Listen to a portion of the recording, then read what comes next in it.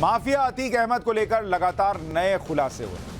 अतीक अहमद किस तरह से प्रयागराज में अपना गैंग ऑपरेट करता था, कैसे वो आम लोगों को खतरनाक शूटर बना देता था और कैसे अपने क्राइम सिंडिकेट को चलाने के लिए अतीक अहमद धर्म का सहारा लेता था।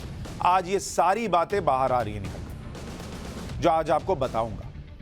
माफिया अतीक अहमद ने अपने दफ्तर में एक मजार बनवाई हुई थी और उसका उमेश पाल शूटआउट से क्या संबंध है, आज आपको यह भी बताऊंगा।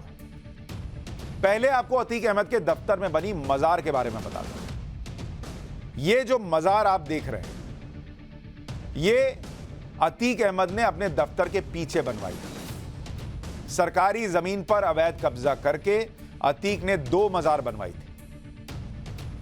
अतीक अहमद ने अपने गैंग मेंबर्स को निर्देश दिए थे कि कोई भी क्राइम करने से पहले और क्राइम करने के बाद इस मजार पर जरूर आना है और चादर चढ़ानी है। मतलब किसी को क्राइम करो या कोई क्राइम करने जाने से पहले यहां चादर चढ़ाओ और क्राइम करके आओ तब चादर चढ़ाओ, यह बताया जा रहा है। मजार पर जो हरे रंग की चादर आप देख रहे हैं, उसके बारे में कहा जा रहा है कि यह चादर उमेश पाल के मर्डर के बाद अतीक गैंग के लोगों ने चढ़ाई थी। फिलहाल पुलिस ने इस मजार को बंद कर दिया है। एक बार हमारे सहयोगी ने वहां से जो रिपोर्ट देखी वो देखिए, फिर आपको अतीक अहमद और साईं बाबा का कनेक्शन बताएं।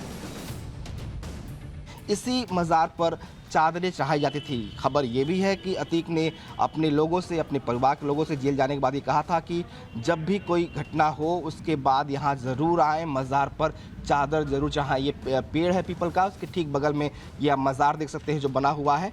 या ये जो मज़ार है ये उसी दफ्तर, अतीक के दफ्तर के एक हिस्से में, पिछले हिस्से में बना हुआ है।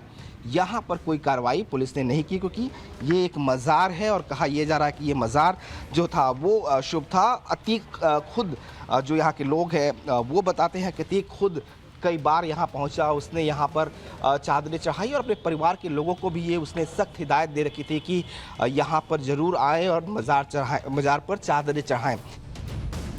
यह दावा किया जा रहा है कि उमेश पाल की हत्या की प्लानिंग करने से पहले इसी मजार पर अतीक अहमद की पत्नी और उसके बेटों के साथ शूटर्स ने मन्नत मांगी थी।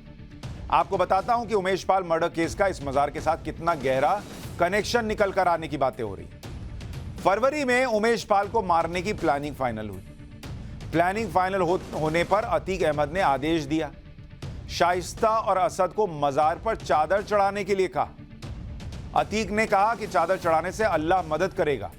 उमेश पाल के मर्डर के बाद असद ने मजार पर चादर चढ़ाई, शाइस्ता और गुड्डू मुस्लिम ने भी मजार पर चादर चढ़ाई। ये बातें निकल कर आ रही हैं। माफिया अतीक ने अपराध को धर्म से जोड़ दिया था, यह कहा जा रहा है। गैंग के हर मेंबर के लिए आदेश था कि वो मजार पर चादर चढ़ाएगा ही चढ़ाएगा।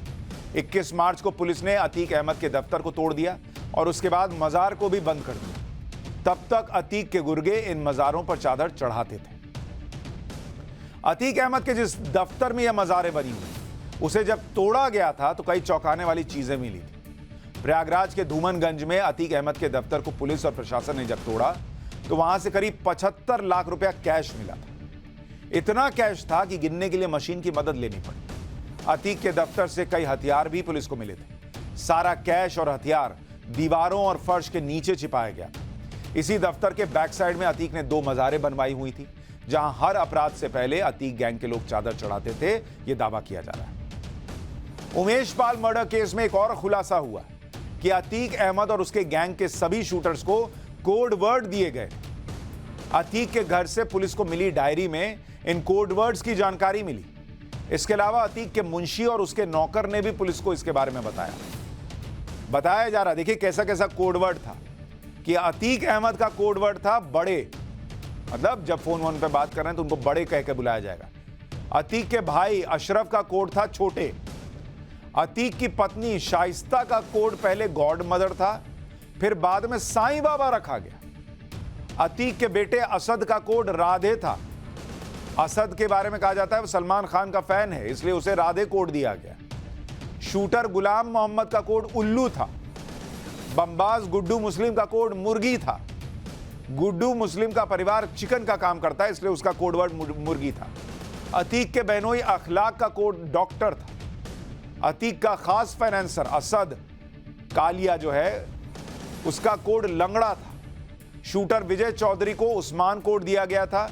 विजय चौधरी एनकाउंटर में मारा जा चुका है। तो मतलब बकायदा कोड वर्ड में बात होती थी। पत्नी का नाम साईं बाबा रख दिया। इन सारी कोशिशों के बाद भी अतीक अहमद का गैंग यूपी पुलिस से बच नहीं पाया। उमेश पाल मर्डर की प्लानिंग अतीक अहमद के दफ्तर में ही हुई थी और इसी दफ्तर में यह भी चर्चा हुई थी कि उमेश पाल के मर्डर के बाद सभी लोग फरार कैसे होंगे। उमेश पाल मर्डर का मुख्य आरोपी अतीक का बेटा असद है, जिसके बारे में भी नया खुलासा हुआ है। असद, जिसे पकड़ने के लिए पुलिस ने उस पर 5 लाख रुपए का इनाम रखा है, वही असद उमेश पाल की हत्या करने के बाद दिल्ली में रुका था। उमेश पाल की हत्या के बाद असद और शूटर गुलाम 15 दिन तक दिल्ली में छुपे हुए थे। असद और गुलाम निजामुद्दीन और संगम विहार में भीड़भाड़ वाले इलाके में रुके थे। दिल्ली में जावेद, जीशान और खालिद ने असद और गुलाम की मदद की थी। पुलिस ने जावेद, जीशान और खालिद के साथ अवैध हथियार बनाने वाले को गिरफ्तार किया है।